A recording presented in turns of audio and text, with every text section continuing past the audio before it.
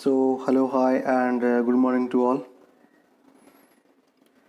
Start करते हैं आज का लेक्चर पार्ट 11।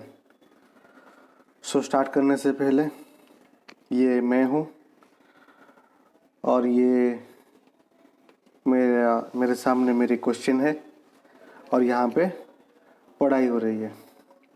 तो स्टार्ट करते हैं क्वेश्चन नंबर 11 से। क्वेश्चन नंबर 11 जो है ये आपसे पूछा है, at noon the sun appears white. दोपहर को हमें जो सूरज है वाइट कलर का क्यों दिखता है? और इसका जो करेक्ट आंसर जो होगा वो ये हो जाएगा कि दोपहर में लाइट इज लीस्ट स्कैटर्ड। जो लाइट है वो बहुत ही कम स्कैटर होता है और जिसके चलते हमको वाइट कलर दिखता है। देखो अभी जैसे मान लो ये ब्लू कलर का है, दिस इज आवर अर्थ, और ये रेड कलर का जो है दैट इज आवर एटमॉस्फेयर।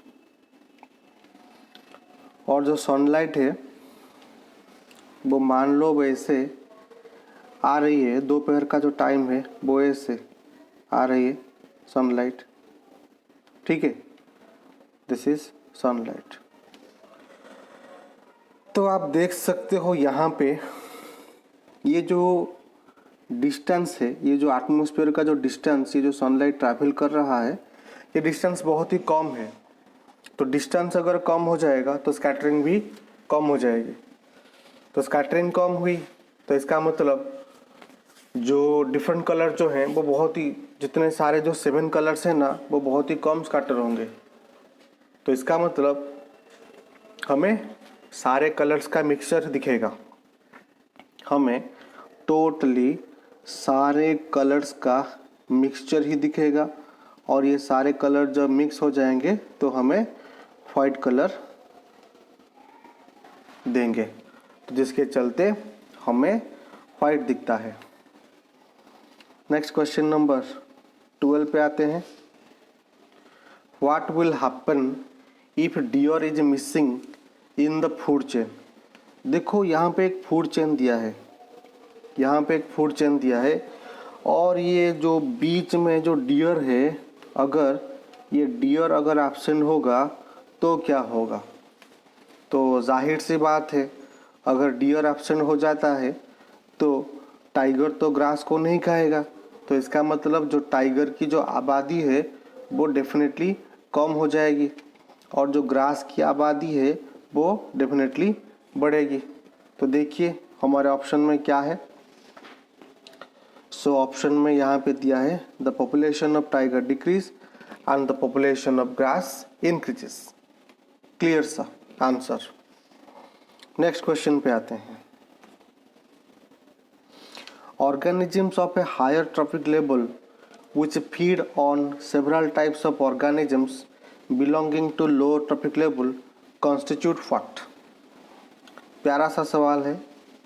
उसने पूछा है कि कोई ऑर्गेनिज्म है जो हायर ट्रॉपिक लेवल में है और वो कोई लोअर ट्रॉपिक लेवल के ऑर्गेनिज्म को खा रहा है, तो इससे क्या बनता है? देखो अभी मान लो ये ग्रास है, ये फ्रॉग है, ये स्नेक है और यहाँ पर काइट है। सो काइट हायर ट्रॉपिक लेवल में है, काइट जो है ये हायर ट्रॉपिक लेवल में, स्नेक आपका लोअर ट्रॉपिक लेवल में। अभी अकॉर्डिंग टू द क्वेश्चन ये स्नेक को काइट खा सकता है, अब स्नेक को कोई ईगल भी खा सकता है और स्नेक को कोई मंगूज भी खा सकता है, मंगूज। सो ये अभी पूछ रहा है कि अब ये कौन सा स्ट्रक्चर बना। यहाँ से एक फूड चेन इधर गया और फिर यहाँ से डाइवर्ट होके इधर गया, यहाँ से डाइवर्ट होके इधर बना। तो ये क्या बन रहा है? तो इसका सिंपल सा आंसर है बच्चों, ये बना रहा है डेफिनेटली एक फूड वेब। ये डेफिनेटली एक फूड वेब बना रहा है। ठीक है, चलिए फिर नेक्स्ट क्वेश्चन पे वापस आ जाते हैं हम। यहाँ पे क्वेश्चन 13 आपसे पूछा है, सिलेक्ट द मिसमैच्ड पेयर। यहाँ पे कोई मिसमैच्ड पेयर है और हमें ये मिसमैच्ड पेयर को सिलेक्ट करना है।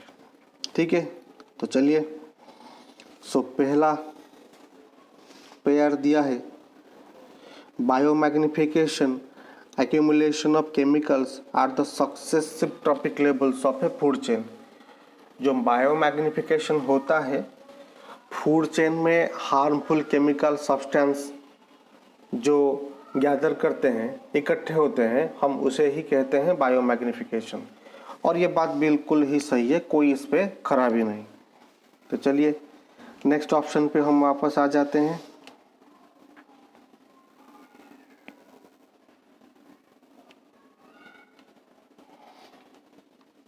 इकोसिस्टम, इकोसिस्टम का मतलब biotic component of environment.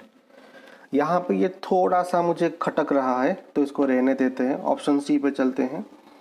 Aquarium, man made ecosystem, बिल्कुल ही सही जवाब, कोई प्रॉब्लम नहीं है इसी में। Option D, parasites, organism which obtain food from other living organisms, ये भी बिल्कुल सही है, कोई इस पे गलती नहीं है।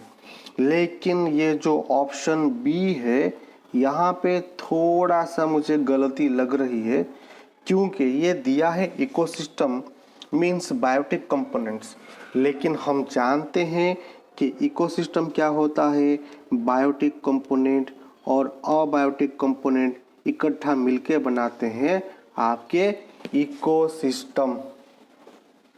ठीक है, चलिए फिर नेक्स्ट क्वेश्चन पे हम बढ़ जाते हैं।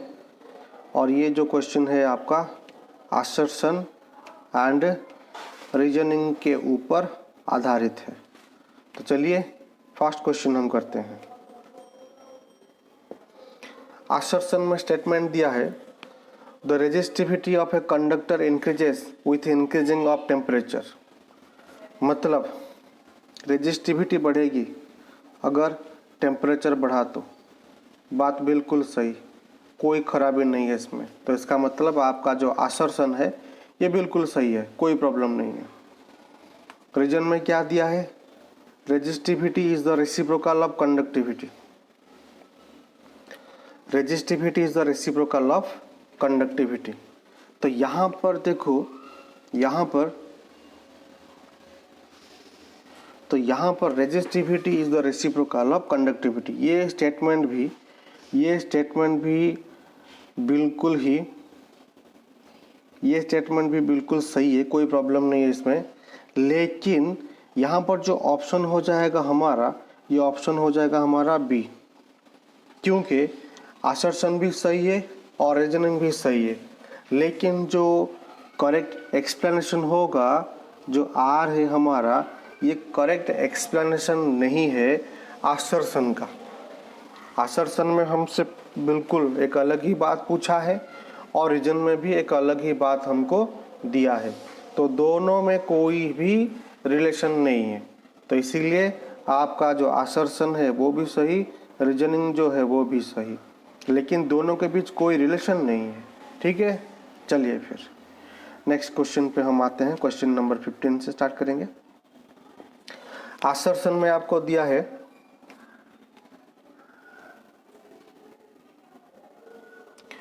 two bar magnets attract when they are brought near to each other with the same pole।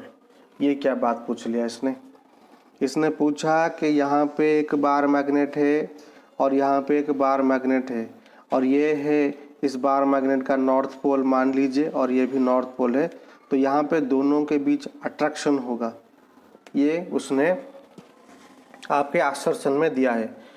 तो यहाँ पर तो अट्रैक्शन नहीं होगा क्योंकि जो सेम पोल हैं वो रिपेल करेंगे, और असर्शन में आपको दिया है अट्रैक्शन होगा। तो इसका मतलब ये हो गया कि आपका यहाँ पर जो असर्शन वाला स्टेटमेंट है ये बिल्कुल ही गलत है। ठीक है, चलिए फिर रीजन में क्या दिया है ये भी देख लेते हैं हम थोड़ा सा। Unlike poles attract each other, बिल्कुल ही सही जवाब। तो इसका मतलब ये हो गया हमारा आसर्शन गलत है और रीजन बिल्कुल सही। सो ढूंढिए कहाँ पे है, कहाँ पे है, कहाँ पे है। assertion is false and reasoning is true। Option number D सही है। चलिए फिर आगे बढ़ेंगे। क्वेश्चन नंबर 16 पे हम आते हैं। तो क्वेश्चन नंबर 16 में आपको दिया है, assertion में आपको दिया है Plasmodium reproduces bye multiple fission. बात बिल्कुल सही, कोई इसमें प्रॉब्लम नहीं है, क्योंकि जो प्लाज्मोडियम वाइवाक्स होता है ये मल्टीपल फिशन से रिप्रोड्यूस करता है, कोई प्रॉब्लम नहीं है, बिल्कुल ही सही जवाब। और इसका जो रीजन दिया है, multiple fission is a type of asexual reproduction. जो मल्टीपल फिशन होता है ये एक टाइप ऑफ आसेक्सुअल रिप्रोडक्शन होता है। सो रीजन भी इसका बिल्कुल सही है, कोई प्रॉब्लम नहीं। तो इसका मतलब ये है हमारा असर्शन भी राइट है और जो रीजन उसका है ये भी बिल्कुल ही सही है। ठीक है, लेकिन क्या ये दोनों के बीच आपको कोई रिलेशन दिख रहा है? तो इसका जो आंसर होगा, आंसर हो जाएगा नो, दोनों के बीच हमें कोई रिलेशन नहीं दिख रहा। तो इसका मतलब हमारा असर्शन जो है सही है और जो हमारा रीजन भी है वो भी सही है, लेकिन दोनों के बीच कोई भी रिलेशन नज़र नहीं आ रहा है। सो इसीलिए हमारा जो करेक्ट आंसर हो जाएगा वो हो जाएगा B. Assertion is true, reason is true, but दोनों के बीच कोई भी रिलेशनशिप नहीं है। ठीक है, चलिए फिर क्वेश्चन नंबर 17 पे हम वापस आ जाते हैं और यहाँ पे आपको एक सेटअप दिया है और सवाल आपसे पूछे हैं। चलिए हम देखते हैं फर्स्ट क्वेश्चन आपसे क्या पूछा है। क्वेश्चन नंबर 17 में द एसिड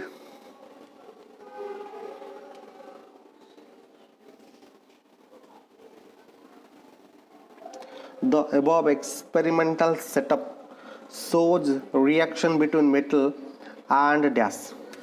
अब ये क्वेश्चन में आपसे पूछा है कि ये जो सेटअप आप देख रहे हो यहाँ पे, ये जो सेटअप आप देख रहे हो यहाँ पे कौन किसके साथ रिएक्शन कर रहा है। तो यहाँ पे जो रिएक्शन हो रहा है मेटल का रिएक्शन हो रहा है किसके साथ, एसिड के साथ। तो हमारा जो सही आंसर हो जाएगा ऑप्शन नंबर 1। क्लियर, चलिए फिर आगे बढ़ेंगे। ऑप्शन बी पे हम आ जाते हैं। Which gas is liberated during this process। अब जब कोई मेटल एसिड के साथ रिएक्शन करेगा तो क्या मिलेगा हमें, हमें मिलेगा सॉल्ट और उसके साथ साथ हाइड्रोजन गैस, ये हमें मिलेगा। तो आंसर हो जाएगा आपका हाइड्रोजन गैस, कोई प्रॉब्लम नहीं है यहाँ पर किसी को। क्लियर, चलिए फिर नेक्स्ट क्वेश्चन पे हम आ जाते हैं। Question number C, identify the balanced chemical equation. अब इसमें से जो बैलेंस्ड केमिकल इक्वेशन है बच्चों वो कौन सा है, और इस आपका जो सही आंसर होगा वो इक्वेशन नंबर 1 होगा। क्योंकि आप देखो जिंक लेफ्ट साइड में एक है और राइट साइड में भी एक है, हाइड्रोजन लेफ्ट साइड में 2 है और राइट में भी 2 है, सल्फर लेफ्ट में 1 है और राइट में भी 1 है, ऑक्सीजन लेफ्ट में 4 है और राइट में भी 4, बिल्कुल ही balanced. Next question number D पे आते हैं। What will happen when sodium hydroxide is used in place of dilute sulphuric acid. जो ऊपर हमने रिएक्शन देखा था वहाँ पर क्या देखा था, जो जिंक है, जिंक का जो रिएक्शन हम सल्फ्यूरिक एसिड के साथ करवाए थे, लेकिन यहाँ पे ये पूछ रहा है कि अगर मैं जिंक का रिएक्शन सोडियम हाइड्रोक्साइड के साथ करूँगा तो मुझे क्या मिलेगा, और इसका जो आंसर होगा वो हो जाएगा, मुझे मिलेगा sodium zincate with hydrogen gas. बहुत ही सिंपल सा क्वेश्चन था। ठीक है, चलिए फिर आगे आ जाते हैं क्वेश्चन नंबर ई पर। How will you test the presence of evolved gas. अब ये रिएक्शन में हमें हाइड्रोजन गैस मिला, तो हाइड्रोजन गैस का जो टेस्टिंग हम करेंगे वो कैसे करेंगे। ठीक है, वो कैसे करेंगे, ऑप्शन 3 पे देखिए, bring a burning splint near the opening of a test tube containing this gas, a popping sound occurs. आप एक टेस्ट ट्यूब लाइए, उसमें हाइड्रोजन गैस को भरिए और एक जलती हुई कैंडल के सामने आप लेके जाइए और उस टेस्ट ट्यूब का माउथ को आप खोल दीजिए। वहाँ पर हाइड्रोजन गैस क्या करेगा, एक पॉप साउंड क्रिएट करेगा और जिससे हमें पता चलेगा कि यहाँ पर जो गैस हमको मिला है that is undoubtedly our hydrogen gas. इसमें कोई संदेह नहीं है कि वो गैस हाइड्रोजन गैस ही है। क्लियर है। चलिए फिर यहाँ पर क्वेश्चन नंबर 8 को हम देखेंगे। The diagram represents female reproductive system, study the diagram and answer the following questions. तो हमें यहाँ पर कोई डायग्राम दिया है और जिस डायग्राम को पढ़ के हमें कुछ आंसर्स देने होंगे। तो यहाँ पर एक फीमेल रिप्रोडक्टिव ऑर्गन दिया है और हमसे कुछ चंद सवाल हमसे पूछे हैं। तो चलिए उन चंद सवालों का हम आंसर हम करते हैं।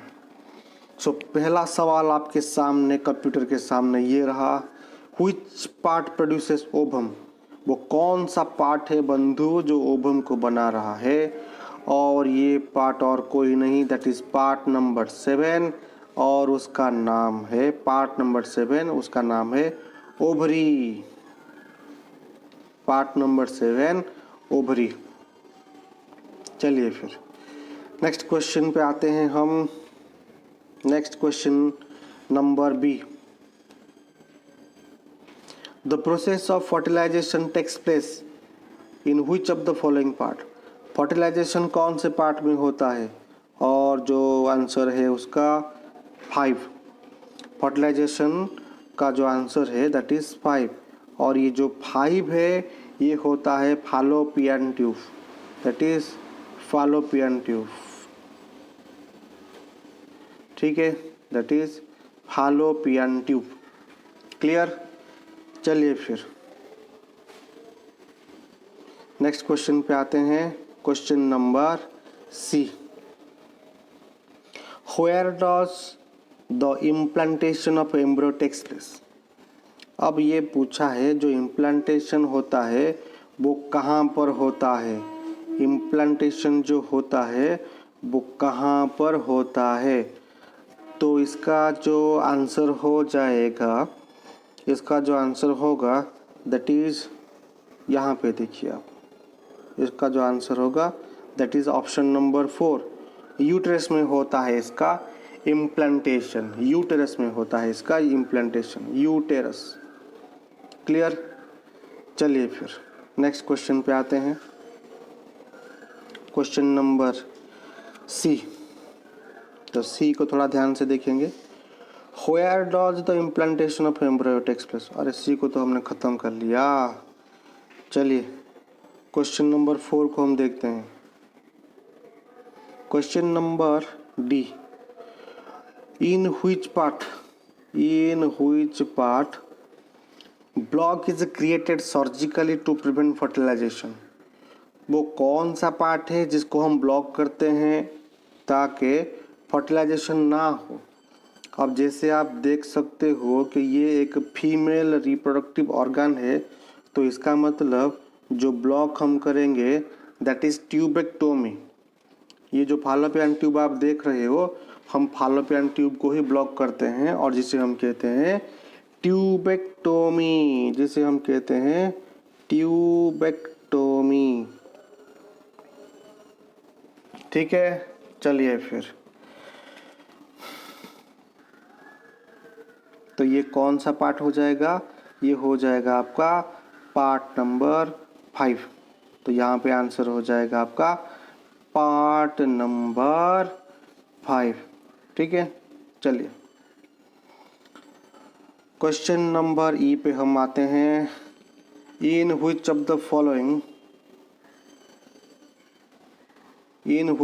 Following events is likely to takes place if the nuclei from an 8 celled stage. कोई न्यूक्लियाई है जो 8 सेल्ड स्टेज में है of an embryo are transplanted into nucleated eggs. सवाल को मैं थोड़ा सा दोबारा पढ़ लेता हूँ क्योंकि थोड़ी सी गलती हो गई। Which of the following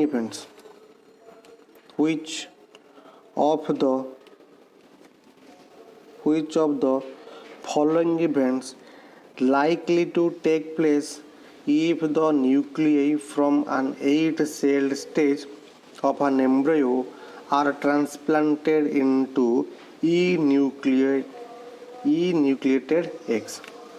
8 cell stage का मतलब होता है एक बॉल ऑफ सेल जो बनता है आपका फर्टिलाइजेशन के बाद, जहाँ पे एक बॉल ऑफ सेल बनते हैं और उसे हम कहते हैं ब्लास्टोसिस्ट हम कहते हैं।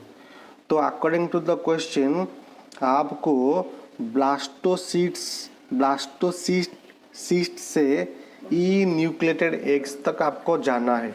ई न्यूक्लिएटेड मतलब आपका सेल रहेगा लेकिन उस पर न्यूक्लियस नहीं रहेंगे। तो ये स्टेज को हम क्या कहते हैं? और इसका जो आंसर होगा बच्चों ये हो जाएगा formation of the viable embryo in recipient eggs. जो ब्लास्टोसिस्ट होता है, ब्लास्टोसिस्ट से जब एम्ब्रियो की स्टेज में आता है तो यहीं से इसके बॉडी पार्ट्स ग्रोथ करना स्टार्ट करते हैं और यहाँ पर आपको न्यूक्लियस देखने को नहीं मिलेगा। ठीक है, चलिए फिर क्वेश्चन नंबर 9 पे आते हैं। क्वेश्चन नंबर 9 पे कुछ पैराग्राफ दिया है, मैं बस आपको आंसर्स बता देता हूँ, आप आंसर्स को ध्यान से पढ़िए, समझ में आ जाएगा, कोई परेशानी नहीं होगी किसी को भी। तो पहला क्वेश्चन दिया है आपसे, why do the iron filings arrange in pattern.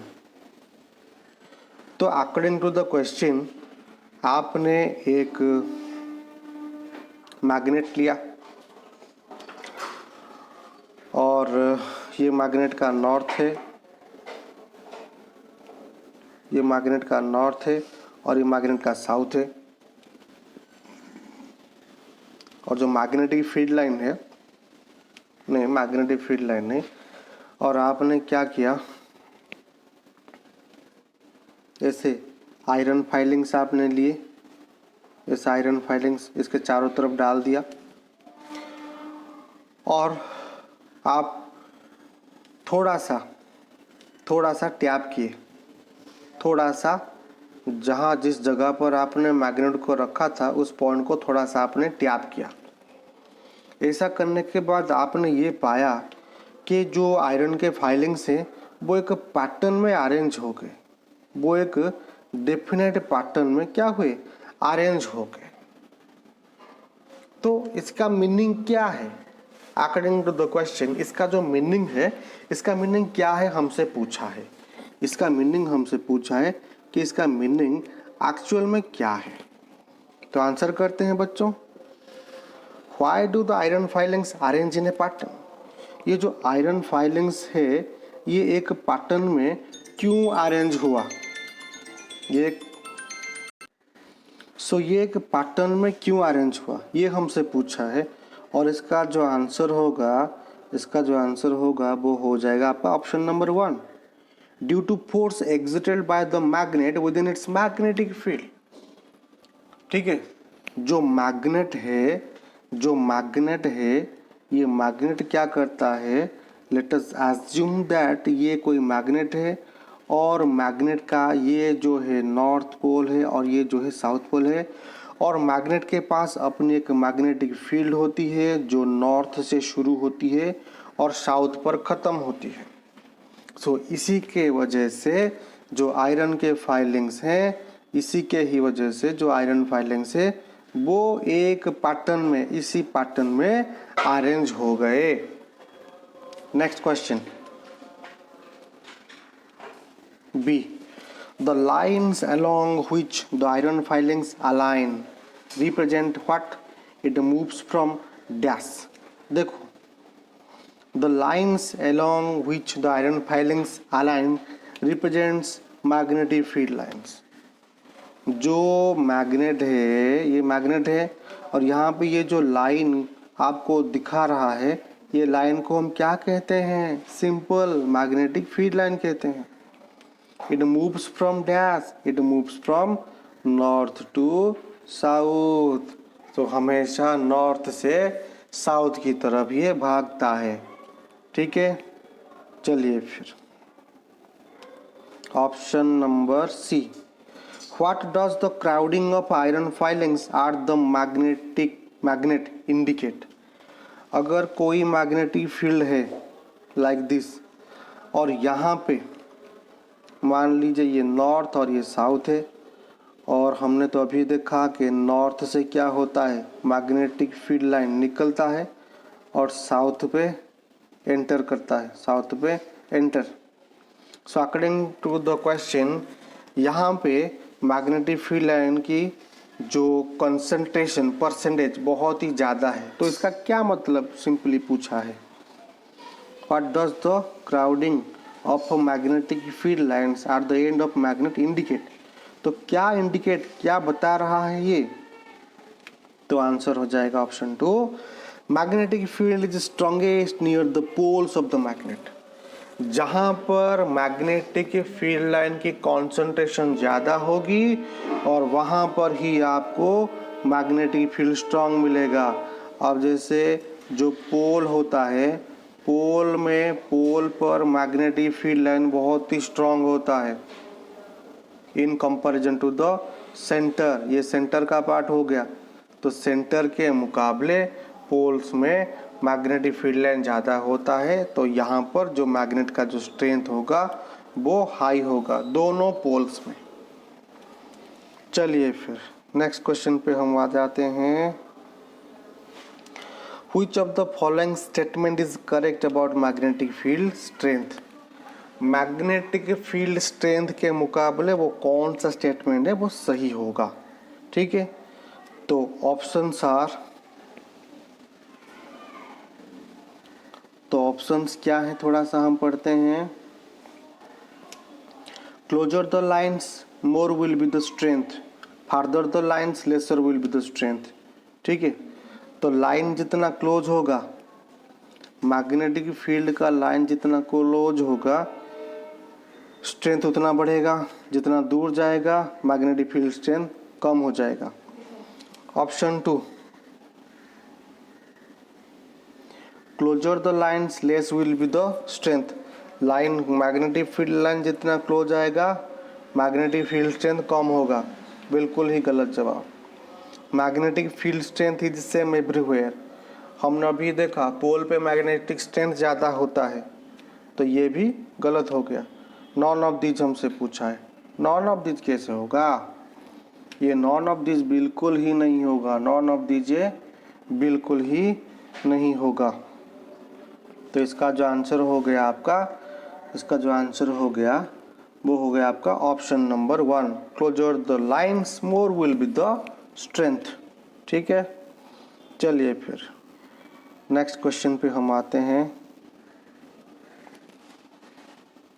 Which of these is not a source of magnetic field? इनमें से वो कौन है जो मैग्नेटिक फील्ड का सोर्स नहीं है? क्या वो मैग्नेट है? बिल्कुल है. क्या वो मूविंग चार्जेस हैं? हाँ बिल्कुल है, क्योंकि चार्ज जब मूव करेगा तो मैग्नेटिक फील्ड बनाएगा. क्या वो इलेक्ट्रिक करंट है? ये भी बिल्कुल है, क्योंकि मूविंग चार्ज का मतलब क्या, इलेक्ट्रिक करंट ही होता है. क्या वो बैटरी होगा? और ये हो जाएगा आपका बिल्कुल नो. क्लियर. चलिए फिर question number 20. Read the following and answer any 4 questions. In a thermite reaction A compound of iron reacts with a metal. जो थर्माइट रिएक्शन होता है जिसमें आपका आयरन कोई मेटल के साथ रिएक्ट करता है. So according to the question, which of the following metal is used. वो कौन सा मेटल आयरन के साथ रिएक्ट करता है? And that is aluminium. Next question, after completion of this reaction a metal is obtain in the molten state. आपने iron का reaction aluminium के साथ किया, तो रिएक्शन के बाद आपको एक, ये तो आयरन Fe2O3 आयरन ऑक्साइड का रिएक्शन आपने एल्यूमिनियम के साथ किया, और रिएक्शन के एंड में आपको एक लिक्विड मेटल मिलता है और वो मेटल आयरन है। क्या ऑप्शन में आयरन है? And the answer is yes है। नेक्स्ट क्वेश्चन पे आते हैं।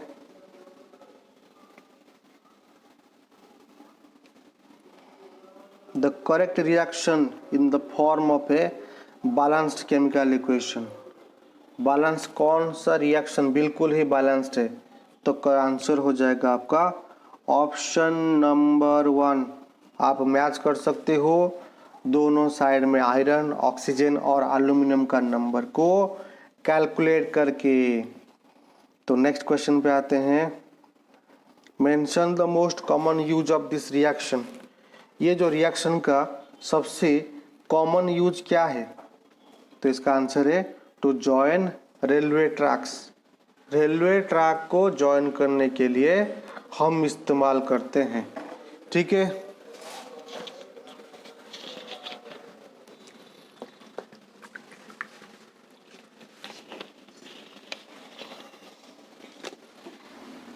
Next question.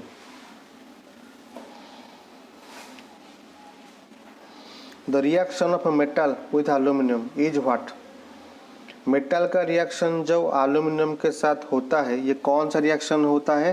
That is completely endothermic reaction. नहीं नहीं नहीं नहीं नहीं नहीं, ये तो एंडोथर्मिक नहीं होगा, ये तो एक्सोथर्मिक हो जाएगा, क्योंकि इसमें ढेर सारा हीट एनर्जी निकलता है। तो ये हो जाएगा आपका बिल्कुल ही एक्सोथर्मिक रिएक्शन। क्लियर? चलिए फिर नेक्स्ट क्वेश्चन पे हम आते हैं।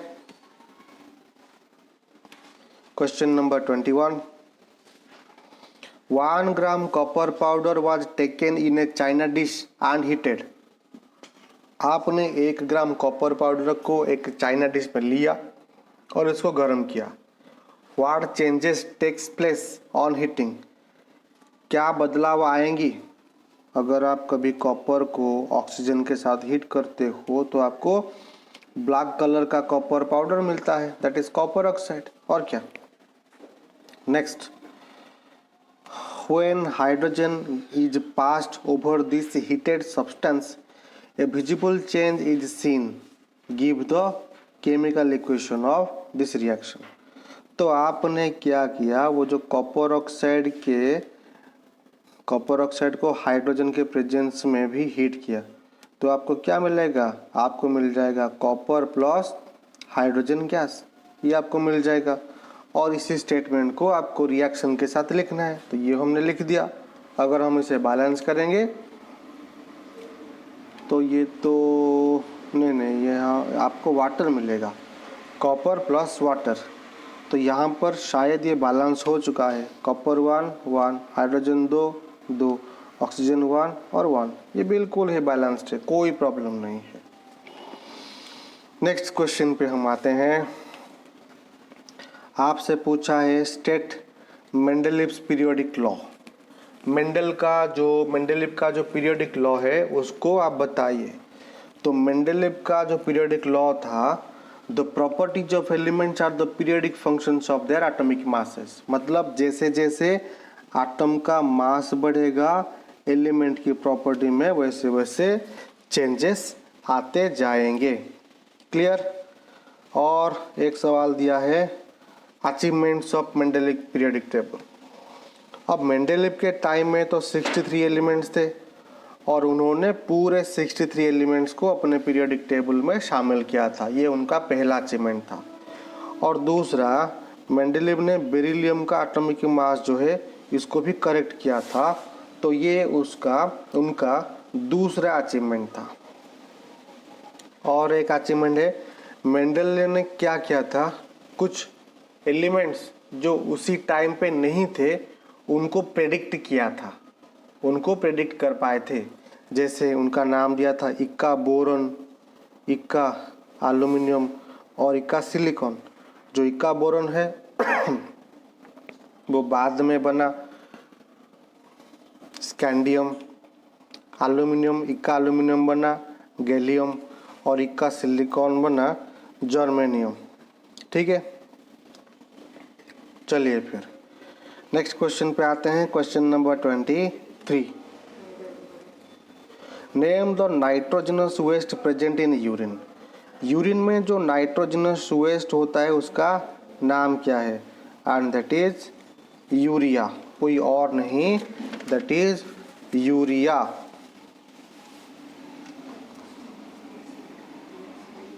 नेक्स्ट क्वेश्चन,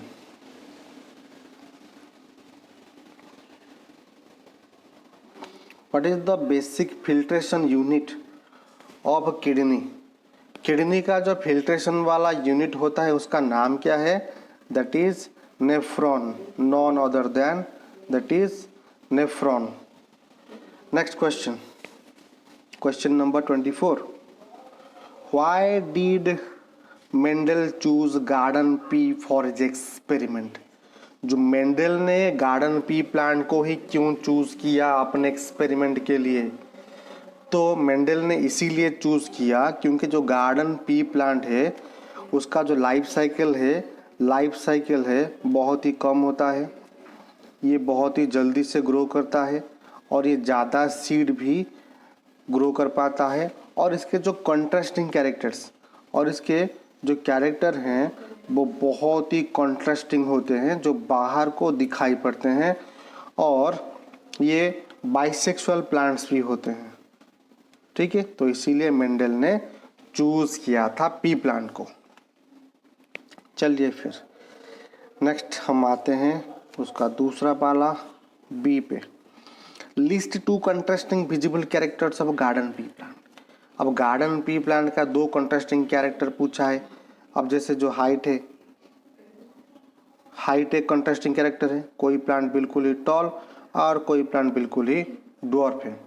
और उसके बाद सीड कलर, कोई सीड येलो है, कोई सीड येलो है और कोई सीड ग्रीन है। This is yellow seed, this is green seed.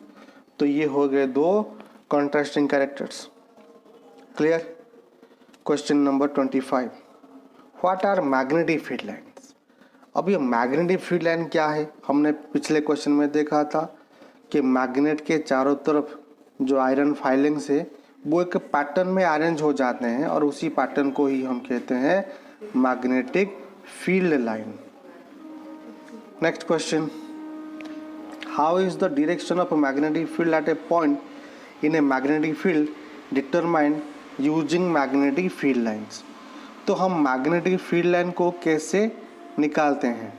ठीक है, तो जो मैग्नेटिक फील्ड लाइन है ये तो नॉर्थ से निकलेगा और साउथ की तरफ भागेगा। मैग्नेटिक फील्ड लाइन नॉर्थ से निकलेगा और साउथ की तरफ ही भागेगा, और जिसको हम मैग्नेटिक कंपास की हेल्प से निकाल सकते हैं। ठीक है, तो नेक्स्ट क्वेश्चन पे हम आ जाते हैं। Question number 26, the number of trophic levels in a food chain is limited, give reason to justify this statement. आपके पास कोई फूड चेन है और वहाँ पर क्या होगा, जो नंबर ऑफ ट्रॉपिक लेबल हैं वो लिमिटेड हैं। The number of trophic levels in a food chain is limited. इसका क्या मतलब है? अभी देखो, अगर ये कोई प्लांट है, ये गोट है, ये कोई ह्यूमन है, सो प्लांट से एनर्जी गोट तक जाएगी, सिर्फ 10% जाएगी, और गोट से एनर्जी मैन तक जाएगी, सिर्फ 10% जाएगी। तो अगर आगे एनर्जी पास होती है तो हर एक ट्रॉपिक लेवल में एनर्जी 10% अपने आप ही 10% कम होती जाती है। अगर आगे यहाँ पर कोई ट्रॉपिक लेवल अगर होगा तो उसके पास जितनी एनर्जी जाएगी वो बहुत ही कम होगी। तो इसीलिए according to 10% law, only 10% of energy transferred to the next trophic level. तो एनर्जी बहुत ही कम होगा जितना ट्रॉपिक लेवल बढ़ता जाएगा बढ़ता जाएगा बढ़ता जाएगा। ठीक है, तो इसीलिए 4 से ज़्यादा 3 या 4 से ज़्यादा ट्रॉपिक लेवल्स कहीं पे भी नहीं होते। ठीक है, तो हमने तो यहाँ तक सेक्शन सी कंप्लीट कर दिया, तो आगे के क्लास में हम सेक्शन सी को कंप्लीट करेंगे। सो टिल देन पढ़ाई को जारी रखिए और कीप वर्किंग हार्ड वर्क। ठीक है, तो मिलेंगे एक दूसरे लेक्चर में, तब तक मेरी तरफ से आप लोगों को ढेर सारी शुभकामनाएं।